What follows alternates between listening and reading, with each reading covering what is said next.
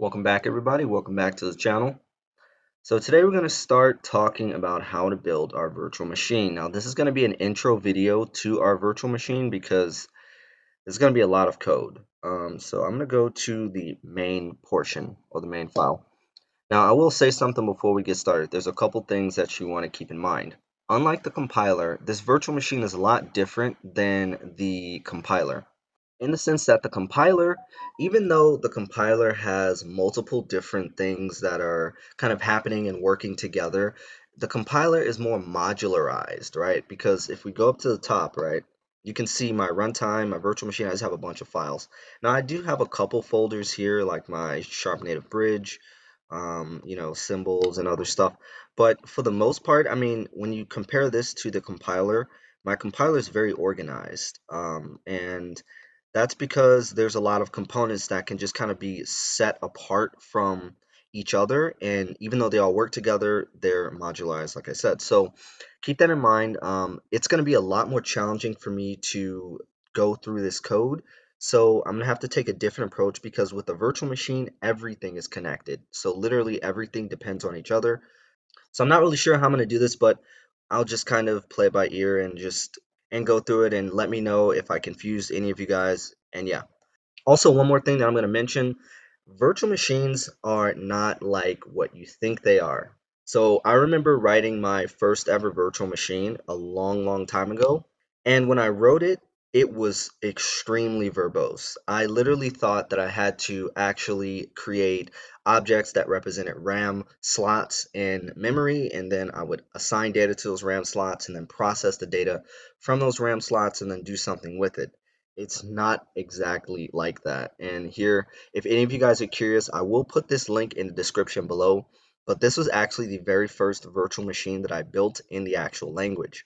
So it's pretty cool. It explains a lot of the more basic things about, how a virtual machine works, and it's pretty simple. I mean, it's not that big of a file or that big of a page, so I would definitely recommend checking this out because this will kind of help you understand a little bit better at more of a low level of how my virtual machine actually works. So just keep that in mind. But with that out of the way, let's actually get into the video. And we're going to start here with the main portion of our runtime. Now, we're just going to do the console stuff for today because that's the easiest thing to do. So first thing you want to do is create a couple of methods that are predefined here because I have them defined at a lower level. So of course, you have to predefine them for C++ to be happy. You want to create a version function, and what that's going to do is that's going to print out various different data about your virtual machine. So as you're kind of building your language, you want to have various different versions because you want to know as you're like pushing out updates and stuff, which version is which. And yeah, it's just a nice formality. So in here, I have in my main.h, which is a header file. Let's actually go through this entire header file since it's really tiny. So I have this runtime start function, which is going to be called externally. And then I also have this error function here. And by the way, the starting point for all of my code. So I have like in my main right here for the grammar, I have what is it called? Compile. Right, I have this compile stuff, and there's like a runtime start as well, I think. Yeah, so if I go to compile, so yeah, as you can see here, there's this bootstrap function. This represents the main function of my compiler. All that code is located in my main.cpp file, which is external from both of these. And I just use a bunch of if defined statements to basically check to see which thing we need to include based on what we're compiling. Obviously, you see here I have my main.header file for the compiler, and then I have my main.header file for the virtual machine. And then if I scroll down here, because I'm currently using CMake to compile my virtual machine, I have this code highlighted. Otherwise, this code would be highlighted. And in my CMake file, I think I went over this a while ago, but I basically just have this defined statement here of sharp C. And if that's the case, then I have this little if check to see if sharp C, that means build the compiler. I define the make compiler, which is used by the main file that we previously saw, which picks which code to compile and all that stuff, and that's how it kind of works. So just keep that in mind if you're wondering like where does the code actually get called. So if I go back to, let me close all of these files. If I go back to the main.cpp file, in here in the header file for main, we have our error function, we have our program name of sharp, we have our revision. This is how many times I've basically built this virtual machine from scratch. Now, I've recently just started tracking this, like maybe a few years ago. Previously, before that, I'd probably built this virtual machine at least 30 to 40 times. So this is new. But then I also have the program version, which is what you care about, which is just the version of your virtual machine, and then the revision of that virtual machine or any extra data about your version that you'd like to add. And then finally, I have my Sharp profiler. We don't have to go over that. We'll go over that later because my profiler is very janky. So I'm going to ignore that. But we have our options here. So these are going to be the options for our virtual machine. Now, because it's our virtual machine, one thing that I want to make extremely clear, do not make your virtual machine more complicated than it has to be. You want your machine to be as dumb as possible so that it can be as fast as possible. Typically, when it comes to computing, the dumber you are, the quicker you are. So just keep that in mind. That's very important when you're building it. But you want to have a debug mode. That's just a personal developer option.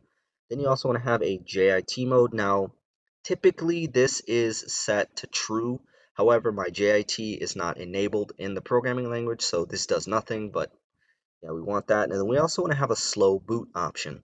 I like this option because what it basically does is I have some criteria in my programming language. And by the way, even though my JIT is not completed, I will still show you guys how to build a JIT all the way up until the point of where I stopped building it or where I've commented out the code. And all that code will still be valid of how it works and everything. But basically, when I'm running my code, I have a set of criteria that I supply to my virtual machine to say, all right, if this criteria is met, then I want you to compile that function down to machine code and then take that code and then execute it on the next time you call that function.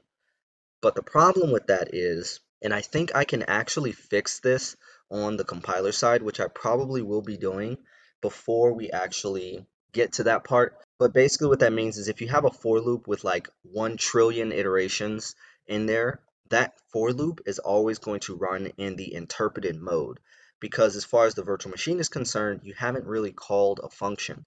Even though you are executing lots of code inside of that function and it would qualify to be compiled down into the JIT, you're never going to call main more than once. So we set slow boot to just compile everything at start.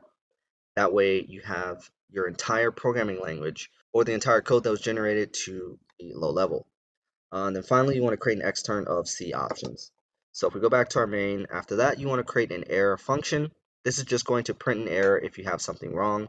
So you say sharp error and then whatever the message is, and then you exit the program. After that, we want to have a help. This help function is going to be pretty standard, what we always do when we build console applications. You want to say usage sharp options executable. And now here's the thing, right? Here's the way it's going to work. So with my compiler is a little bit more dynamic, meaning that if you have, sharp C and then you have some options before that and then you put your source file, you can still put options after the source file because you're not executing anything. So it's very important that you build this into your console application for the actual virtual machine because when you actually execute it, the code that or the options that are going to be after the executable are going to be supplied to that executable. So that's why it's that format. And then, of course, you have this other stuff. You can kind of read it. It's the same on our compiler. And then we have down here our various different options. So I have several different options for the actual virtual machine. Now, all of these options are not listed in the options list of the main.header because it just doesn't, the way that the options work don't really allow that. So let's just go through them. So we have an ability to show the version. We have an ability to set the maximum memory allocated to the virtual machine. We have an ability to set the default stack size afforded to threads. We also have iStack, which basically assigns the internal stack size. So of course, we have our hard stack size of our programming language for each thread, but we also have an internal stack that represents the stack that the language uses. Java has that kind of concept as well, but I don't think Java allows you to update the internal stack size. But anyway, after that we have our trigger. So what is the minimum amount of memory allowed to trigger the garbage collector. No JIT, which disables the JIT. That's going to be removed eventually when my code actually works. Then we of course have slow boot and the dash dash H and question mark to display this help message. After that, we have this OPT, which just means if the option is equal to this. So I take the argv, which is this, and I get the index of I, which we'll see down here, and then I pass in v, which is going to be whatever the string is. And what that does is that just compares the two strings. And if it equals 0, then that means that we have this data in the string. So what we do is I check to see if argc is less than 2. We need to expect at least one argument to the executable. So then we print out the help function and we return. After that, I want to create an executable string, and then I want to create a list of string which represents our app args.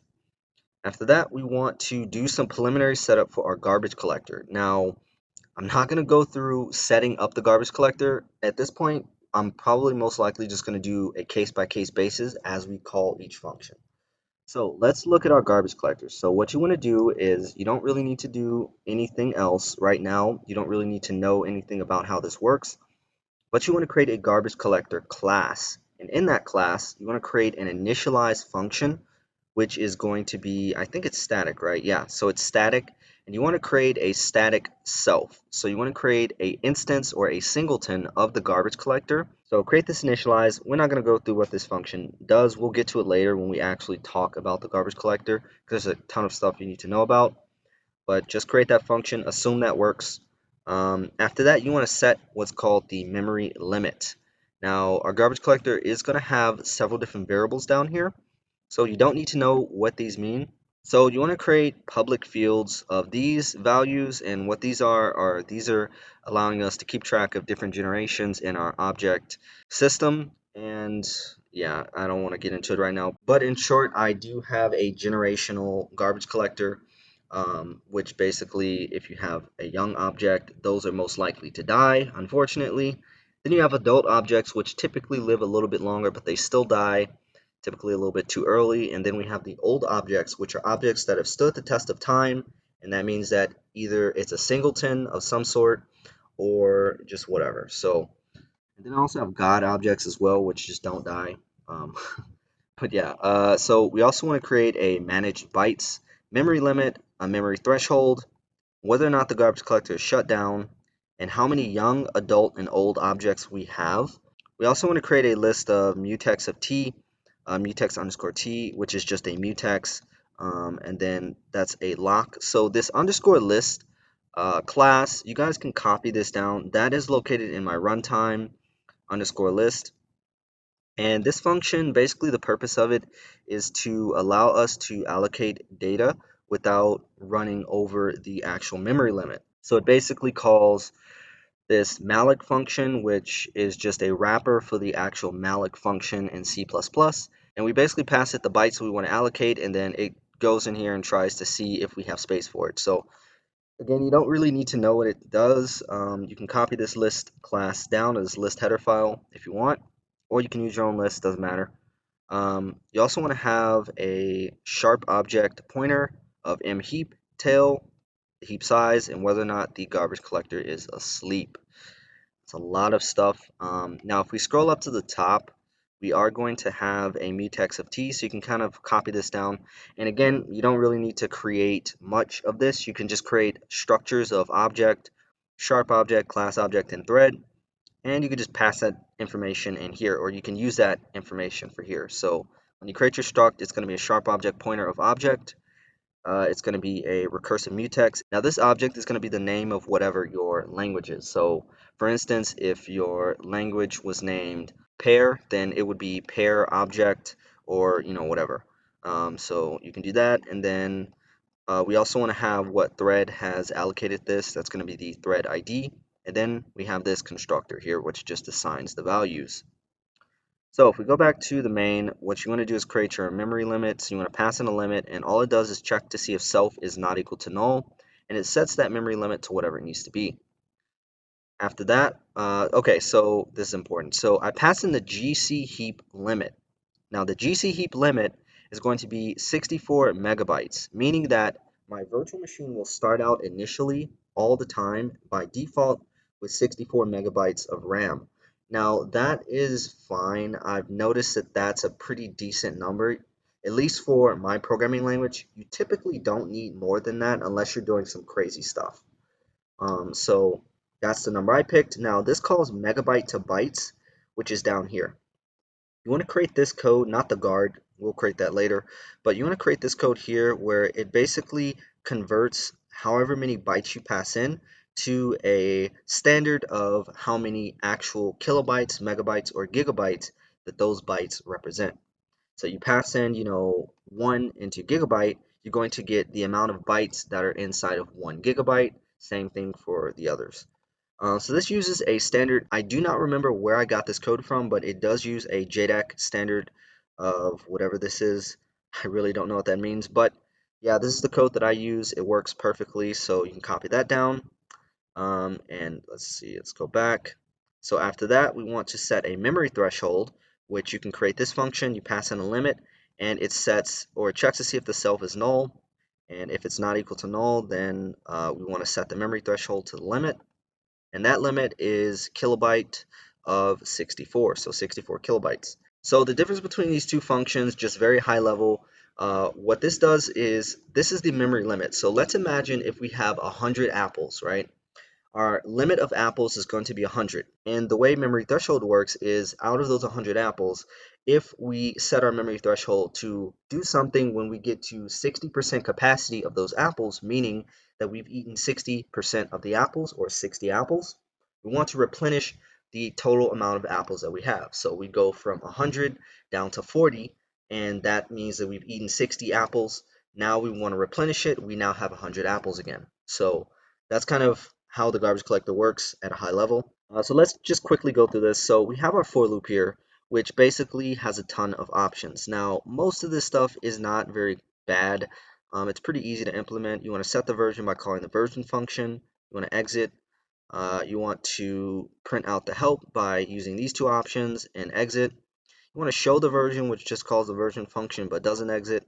You want to set the JIT to no JIT, so you want to set it to false. You want to set the slow boot to true, set the debug mode to true. Now we get to a little bit more of complex options. So here's kind of how I do it. So I have this threshold or -t, which sets the memory threshold. So even though, whoops, dropped my bottle there. Whenever we have our memory threshold, we are going to set a default value, but if the user wants to override that, they can do that. So what we do is check to see if we have an additional argument. If we don't, we say expected an argument after option whatever, and we dynamically pass in the argument so that the user can get an appropriate error. So we set the memory limit by getting the memory bytes, and we pass in the argument +1, which is I +1, and we pass in the argument of I. And then we plus I after that. So this get memory bytes function allows us to basically, the way that the options work is, let's say we say -t, we can say -t of 1028 MB, or actually it's just M. So we say 1028 of M. What that represents is that's 1028 megabytes, and I'm going to basically convert those megabytes into bytes that the virtual machine is actually going to use. So that's how that works. So down here, what I do is I basically convert the string to the size string, and that's going to represent the size of memory that we want to create. And what I do is I create a string stream. I say whether or not we've parsed a digit, and I just for loop through that size string, and I check to see if we have a digit. We've parsed a digit, and then I continuously add those digits. And then if it's an alpha, then I say the number is equal to ss.string, which is going to represent the 1028 that I showed you guys in the previous example. And then we want to say limit is equal to string.toUlong, so we want to convert that string to the actual limit of 1028. And then we want to process the argument of the current token. So if the current token is alpha, meaning M, or an alphabet character, then we want to switch over that alphabet character. And if it's a little m or it's a big M, then we are basically going to just process that information appropriately.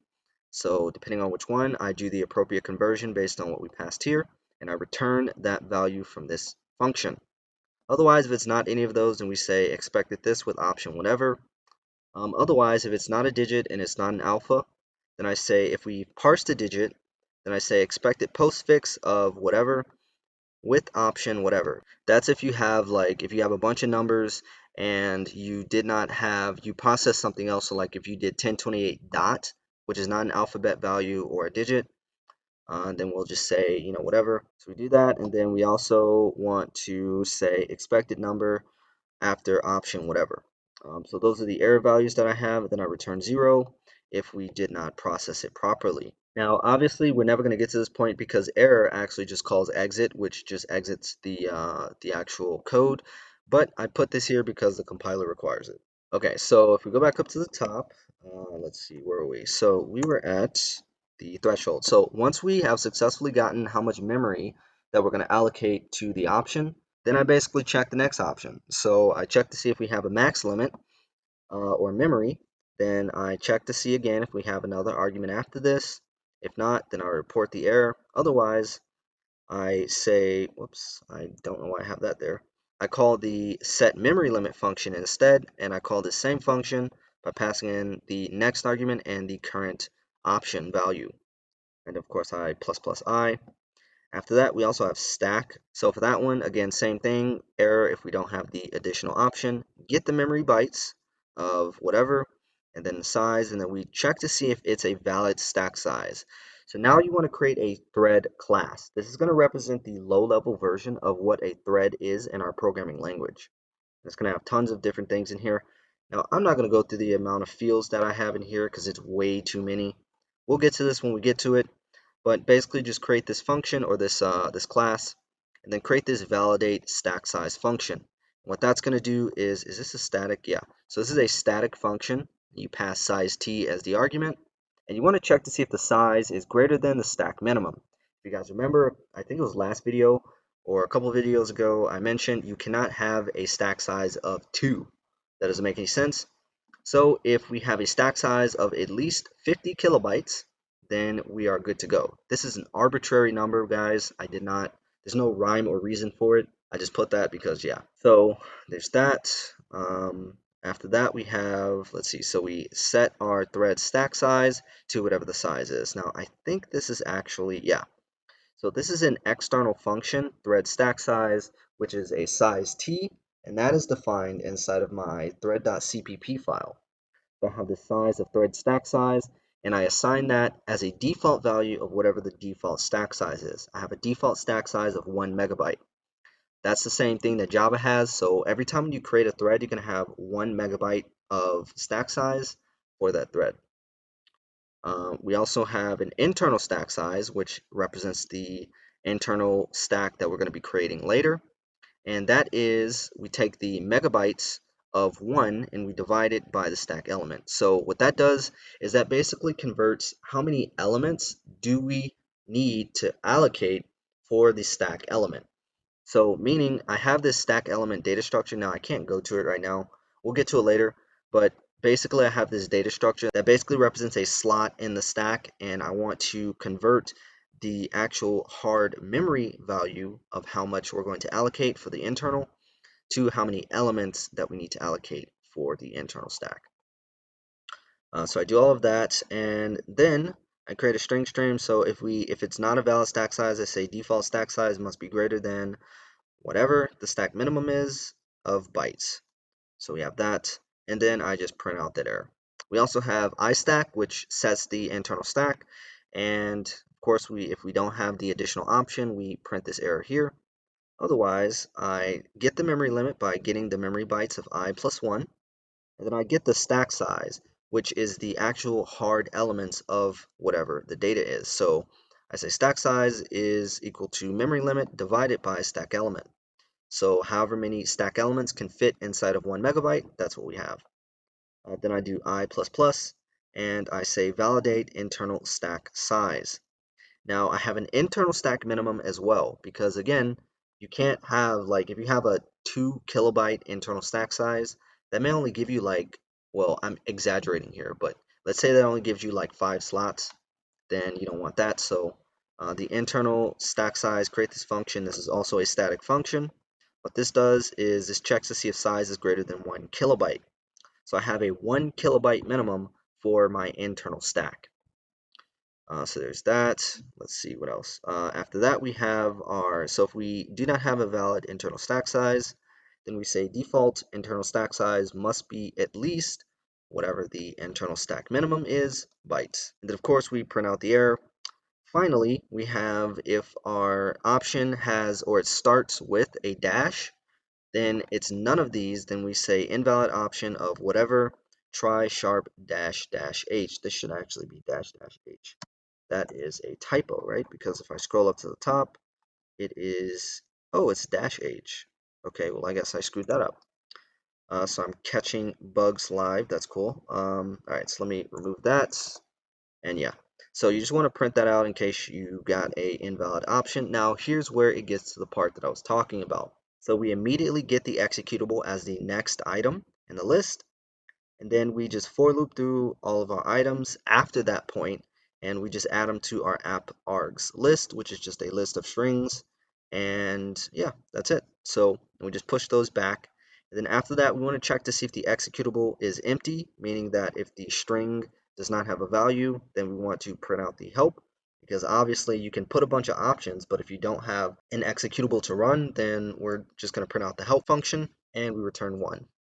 After that, we want to check to see if the file exists. So if the executable exists, then we're good to go. Now, as far as my language goes, I don't really have an extension for my executable. I have a format for it, and we will be going over executable file format later on. But yeah, so just keep that in mind. But if it's not there, then I say file whatever does not exist, and then I call start application.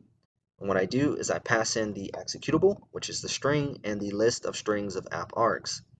And that then calls this function, and that's it. And we're ready to create the virtual machine and then start the thread and keep going. So hope you guys enjoyed the video. That's going to be it for today. I have no idea where to go from here, but like I said, I'll just figure it out. But if you guys have any questions, as always, put them in the comment section below. And of course, you can always email me as well if you have any questions. That is in the description of the video. And of course, if you guys would love to help support the channel, you can always head over to my GitHub repository at androidevcd/sharp. When you do, definitely watch, star, and fork this repository. That gives this language a lot more visibility and let other developers know this language exists. Also, if you guys are curious about some of the stuff that I do on a daily basis, you can head over to the remastered branch.